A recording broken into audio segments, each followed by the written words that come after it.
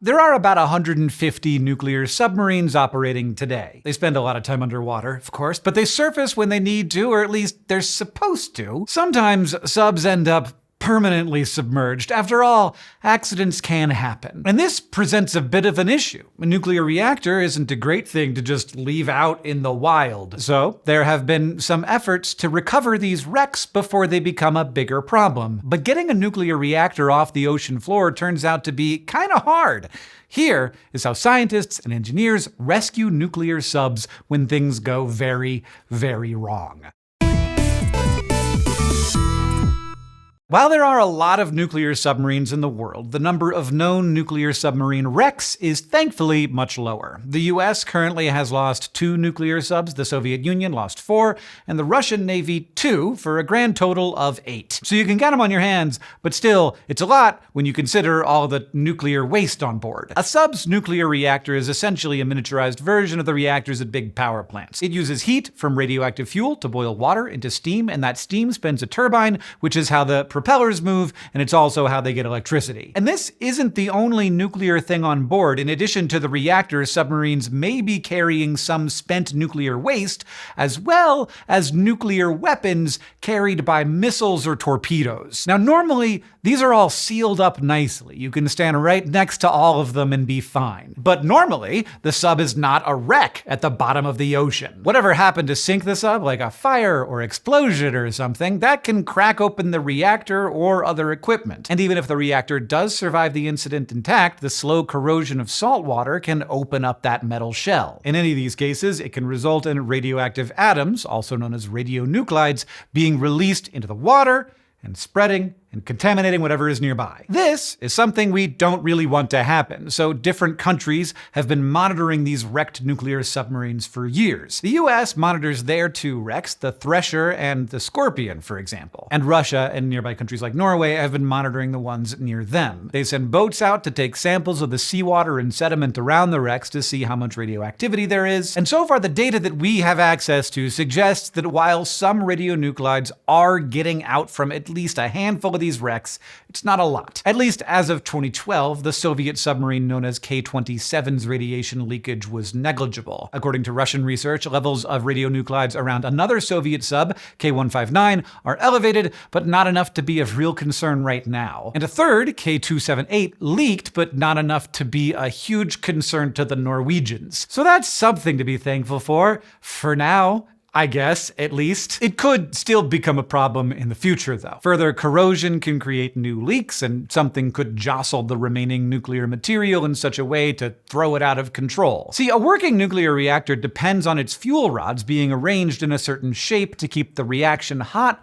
but not too hot. But if, say, some part of the sub were to collapse, the fuel could get jumbled together, start to react way too fast, and get too hot. However unlikely, this could lead to a meltdown. And that would be bad.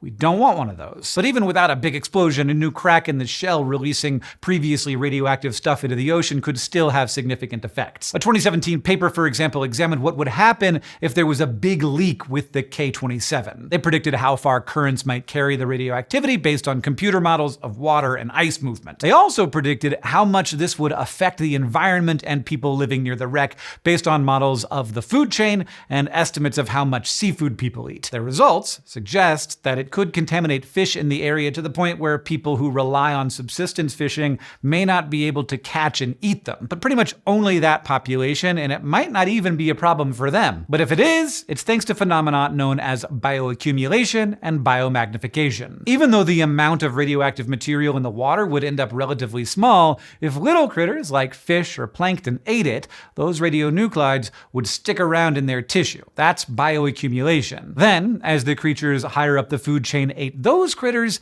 they would become radioactive, and so on. And because you need a lot of little fish to feed one big fish, the higher up the food chain you go, the greater the dose ends up. And that is biomagnification. Even if some of the fish would technically be safe to eat, the scare of radioactivity could still be a disaster for fishermen in the area. Like, if you have the option of several different kinds of meat at the grocery store, would you eat the fish that were caught next to the radioactive submarine? Or would you maybe go ahead and buy like another different fish. And this isn't a hypothetical question. After the Fukushima nuclear disaster, Japan suspended fishing in nearby waters over contamination concerns. And eventually, when they started discharging treated wastewater, China straight up banned fish from the area. So, the best thing to do would be to clean up those wrecks. Maybe we put the EPA on the job, or the International Atomic Energy Agency, or the CIA. We went with the CIA. In 1968, the Soviet sub K-129 sank in the northern Pacific Ocean. By 1970, the CIA's engineers had a plan to retrieve it through a scheme called Project Azorian. This secret 6-year mission was really an effort to gain intel on Soviet military capabilities during the Cold War,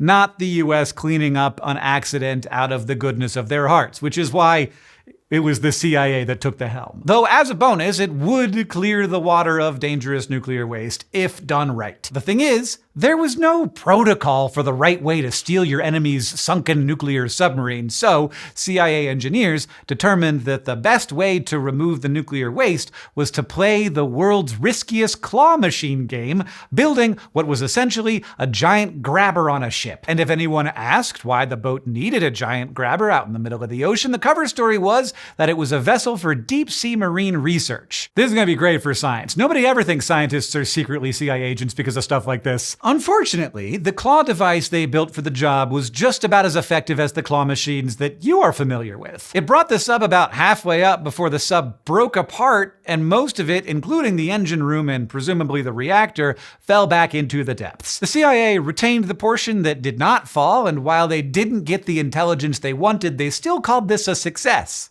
which I disagree with. Now, this was not the resounding success they were hoping for, but they did also reportedly get 2 nuclear torpedoes, so I guess it cleaned up some of the waste and also gave them some intel. This might be the most dramatic example of a sub retrieval, but there have been others. In 2001, most of the Russian submarine, the Kursk, was retrieved. This time, they wouldn't let it slip through their giant metal claw fingers. They drilled holes through the hull and put grippers through those holes. And I said most of it was retrieved because they basically opted to avoid some of the Project Azorian troubles entirely by not even trying to retrieve the forward section of the sub. They had legitimate reason to be worried that it would break off and destabilize things as they were lifting up the sub, so they left it behind. Sometimes it's just better to leave your mistakes in the past. In another rescue, an American sub called the USS Guitarro had the good fortune to sink in a shipyard as it was being built. Which is nice, because probably not as many people died. The water was shallow enough that the top bit stuck out of the water next to the pier, so they could just temporarily dam up that area,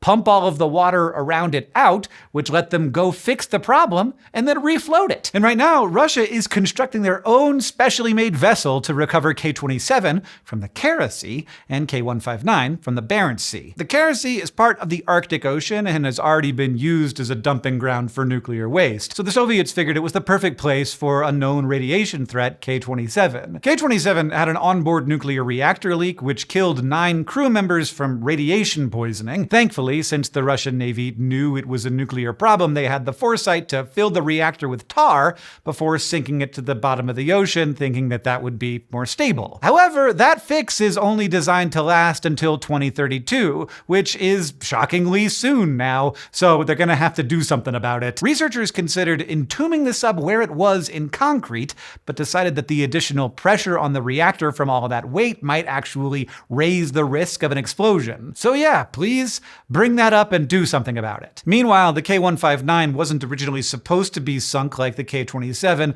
but it got so rusted between decommissioning and attempted deconstruction that it fell apart when they tried to move it. It sank along with 800 kilograms of nuclear fuel. Oops. Just a little whoopsie. K-159's hull is too fragile to lift it up, and a hole in the hull rules out pumping in air or balloons to raise it to the surface. So the rescue team plans to have a pair of barges lower down giant curved grippers that get a hold of the whole thing all at once. Then they will lift it up enough to slide a submersible platform underneath it for further support before bringing the whole kit and caboodle up to the surface. Hopefully they will be more successful than than many of our previous attempts to do this kind of thing. Sunken nuclear submarines can't stay on the ocean floor indefinitely. I mean, they can, but they shouldn't. However, it's quite a challenge to remove them. While few seem to be immediate dangers, lost subs are still liabilities to the local environment and the people around them. And that's not even considering new nuclear weapons that could also leave nuclear reactors sitting at the bottom of the ocean. So maybe our best scientists and engineers just need to log some hours at the local arcade with the claw machine. This video was made possible by the Outrider Foundation, an organization that supports multimedia storytelling about nuclear threats and climate change. To learn more, head to outrider.org.